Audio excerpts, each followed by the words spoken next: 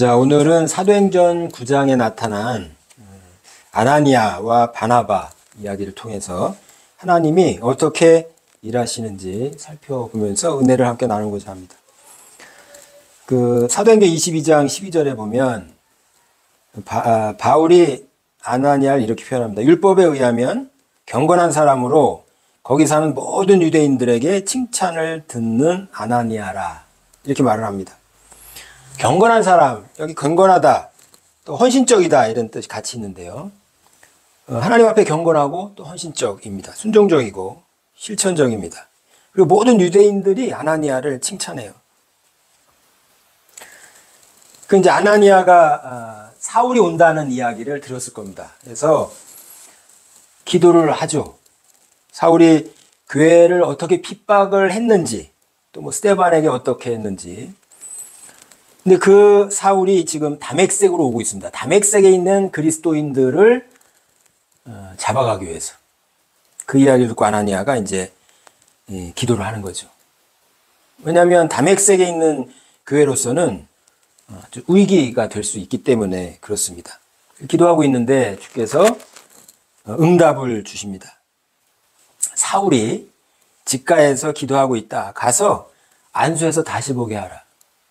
그러니까 사울은 아나니아에게, 이 다메섹에 있는 교인들에게 위협적인 존재예요. 나를 잡으러 오는 거니까. 그런 박해자, 핍박자에게 가서 안수해서 다시 보게 하라. 이렇게 주님의 그런 말씀이 당장은 이해가 잘 가지 않았지만 결국 순종을 하게 됩니다. 그래서 이제 직가 사울에게 찾아가죠. 찾아가서 그에게 안수하여 가로되 형제 사울아, 이렇게 불러요. 형제 사울아.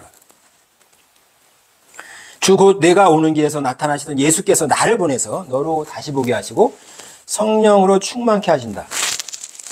이 아나니아가 여호와는 은혜로우시다라는 의미를 갖고 있다고 합니다. 여호와는 은혜로우시다. 그러니까 여호와는 은혜로우시다. 하나님의 은혜를 사도 바울에게 안수해서 흘려보내는 거죠. 그랬더니 사도 바울의 눈에서 비늘 같은 것이 떨어져 나가게 됩니다. 비늘 같은 것, 아마도 율법의 사고방식, 사도 바울이 가지고 있던, 지금까지 사도 바울의 정체성을 형성했던, 그 사도 바울이 자랑했던 그 율법적인 아주 철저한 바리새인, 유대인, 가말리엘 문화생, 뭐 이런 것들이겠죠. 그런 율법적인 사고방식, 또 율법을 통해서 세상을 바라보는 율법적인 관점, 이런 것이 떨어져 나갔다라는 의미입니다. 그래서 이제 주님의 나타나심으로 말미암아 또 아나니아를 통해 성령을 받고 전혀 새로운 관점, 새로운 존재로 바뀌게 됩니다. 그러니까 사울의 입장에서 어떻겠어요? 그런 갑작스러운 일이 일어났고 당황을 했을 것이고 눈은 안 보이고 그 신음을 전폐하고 그렇게 있었을 겁니다. 그럴 때 내가 핍박하러 오던 사람, 그 지역의 사람이죠. 아나니아가 와서 형제 사울아, 따뜻하게 말을 걸어줍니다. 부드러운 목소리, 따뜻한 말. 주님께서 나 공간에서 느꼈을 겁니다. 그러니까 아나니아의 안수는 하나님의 사랑의 전달이죠.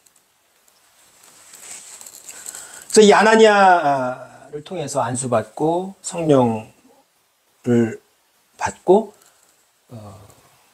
다시 힘을 얻습니다. 힘을 얻어서 즉시 예수는 하나님의 아들입니다라는 복음을 증거하게 되는 거죠. 이게 아나니아의 일입니다. 아나니아는 늘 기도하는 사람이었고 작은 하나님의 음성을 세미하게 들리지만 그걸 분별해낼 줄 아는 그런 믿음이 있던 사람이에요. 항상 기도하니까. 기도하지 않으면 음성이 들려도 놓치겠죠. 그래서 우리가 기도를 해야 됩니다. 기도는 하나님께 올려드리는 거니까 하나님께서 내려주시는 성령을 맞이하기 위해서는 기도하는 준비가 돼 있어야 되는 겁니다. 기도하는 사람을 통해서 하나님은 말씀하시고 또 그 말씀에 순종하는 사람을 통해서 하나님은 하나님의 역사를 이루어 가십니다. 그러니까 지금 사울이 성령 받고 하나님의 그릇으로 만들어지는 그런 과정에 아나니아가 큰 역할을 하는 거죠. 또 오늘 본문에 바나바가 등장을 합니다. 바나바는 위로의 아들, 권면의 아들, 이미 사도행전 4장에 나타났죠. 구브로에서 난 레위족 사람이 있으니 이름은 요셉이라 사도들이 일컬어 바나바라 번역하면 위로의 아들. 그러니까 이름은 요셉인데 사도들이 바나바 이렇게 불러준 겁니다. 그가 밭이 있음에 팔아 그 값을 가지고 사도들의 발 앞에 두니라. 그 5장의 아나니아 삽비라 사건 바로 앞에. 그러니까 교회 공동체에 그 가진 것을 서로 유무상통하는 그런 과정에서 나타났던 말씀인 거죠. 그런 바나바가 예루살렘에 있었고요.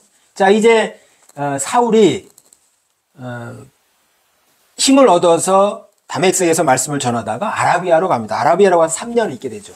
3년 있으면서 거기 들어다가 이제 위협을 느껴서 다시 다메섹으로 돌아와서 이게 벌써 3년 지난 거죠. 다메섹에 와서 예루살렘을 방문합니다. 예루살렘을 방문했는데 사도들이 안 만나주는 거예요. 왜냐하면 저 사람은 사울을 믿지 않는 거죠. 교인들을 잡아갖고 교인들을 핍박하기 때문에 사도들을 사귀고자 했지만 만나주지 않았습니다. 그때 나선 것이 바로 바나바입니다. 바나바가 사도들에게 가서 사울에게 어떤 일이 있었는지를 말을 해줍니다. 그리고 그를 힘입어서 제자들과 함께 있었던 거죠. 자, 바나바도 잘못했다가는 사울을 그렇게 했는데 바나바가 좋게 소개를 했는데도 인정하지 않으면 바나바도 아마도 핀잔을 듣겠죠. 욕먹을 수도 있을 거고. 근데 그것을 감수하고 두려워하지 않고 사울을 제자들에게, 사도들에게 변호를 해주는 거죠. 바나바가 사울이 전도자로 서게 하는데 큰 도움을 주는 거예요. 바나바의 사역이었습니다. 그리고 거기 있다가 이제 유대인들에게 또 쫓겨요. 쫓겨서 다시 가이사라로 갔다가 다소로 갑니다. 그리고 한 10여 년이 지나요. 그러니까 사울이 10여 년 이상 성경에는 기록이 없는데 뭘 했는지는 아마도 다소에서 또 그 근방에서 복음을 전했겠죠. 근데 성경에서 기록이 없습니다. 바나바가 안디옥 교회가 이제 부흥하고 성장하니까 예루살렘에서 안디옥으로 그 바나바를 파송을 하죠. 안디옥에 파송받은 바나바가 가서 뭘 했냐면 다소에 있는 사울을 안디옥 교회로 데리고 옵니다. 그래서 함께 사역을 하는 거예요. 그리고 제1차 전도 여행을 함께 합니다. 그 1차 전도 여행 때는 루스드라에서 바나바와 사울이 함께 했는데 바나바는 제우스라고 그러고 바울은 허메라고 불러요. 헤르메스. 그러니까 제우스 신당에서 그 두 사람을 제사를 지내려고 하는 거죠. 왜? 기적을 막 행하니까. 그러니까 제1차 전도 여행에서는 바나바가 리더였다. 이것을 알 수가 있습니다. 그러니까 바나바가 사울을 그렇게 이방 전도자로 세우기 위해 세워가는 과정을 이야기해 주고 있어요. 자, 그러면 이제 사울이 앞으로 이방 전도하는 내용이 사도행전 후반부에 계속해서 나올 텐데 사도 바울이 이방인 전도자로서 예수님이 말씀하신 그 그릇으로서 이방인 전도를 위한 그릇으로서 만들어지기까지 혼자 된 게 아니다. 아나니아의 도움이 있었고 바나바의 도움이 있었다라는 거죠. 이렇게 하나님은 하나님의 그릇을 만들기 위해 이름도 없는 아나니아를 들어 쓰셨고, 그러나 아나니아는 영적으로 준비가 돼 있었고 늘 기도하는 사람이었고 또 아주 현실적인 순종하는 사람이었던 거죠. 그런 사람들을 통해서 하나님은 하나님 나라를 확장시키는데 함께 일할 수 있도록 참여시킵니다. 자, 사울 입장에서는 아나니아와 바나바의 도움을 얻었습니다. 한 사람 세워진 데는 이렇게 도움이 필요해요. 근데 저와 여러분 어때요? 저와 여러분도 지금 여기까지 오는데, 지금 이곳에 있는데 아나니아와 바나바가 없었겠습니까? 누군가가 아나니아 역할을 해주었을 것이고, 누군가가 기도해 주었을 것이고, 힘들 때 위로해 줬을 것이고, 함께 하자고 손잡아 줬을 것이고, 우리의 신앙생활도 그런 아나니아와 바나바를 하나님께서 보내주셔서 저들의 도움으로 이곳에까지 도달한 거죠. 이게 하나님의 일하시는 방법입니다. 그러니까 우리도 그와 같이 누군가의 아나니아와 바나바가 될 수가 있을 겁니다. 그래서 조용하지만 이름도 없지만 내세울 것 없지만, 그러나 우리의 작은 섬김이 하나님 나라를 확장시키는데 충분히 쓰임받을 수 있다는 거죠.